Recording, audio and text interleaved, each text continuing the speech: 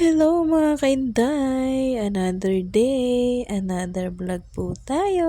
Cooking tayo ng ating simpleng dinner lang ang ating lulutuin. Ayan, magluluto lang tayo dyan ng healthy veggies. Charot. Ayan, magluluto tayo dyan ng ampalaya mga kainday. Nagisa lang tayo dyan ng bawang sibuyas. Then lalagyan natin yan ng kamatis at saka ng patis. Ayan. Sautay tayo.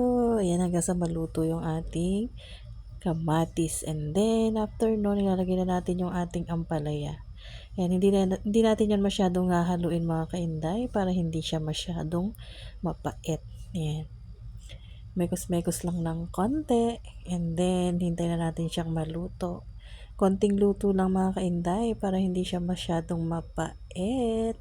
And then, after nun, lagyan na natin siya ng seasoning. Ayan, at ayan, okay na siya dyan. Lalagyan na natin siya ng egg, mga kainday. Ayan, ang ating simpleng dinner. Busog na tayo dyan. Ayan, at gamot sa pang high blood. Charot. And guys, thank you for watching. Maraming salamat sa suporta.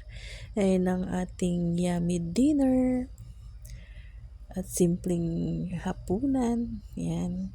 Tikman natin kung okay na yung ating bitter gourd or bitter melon. Yan.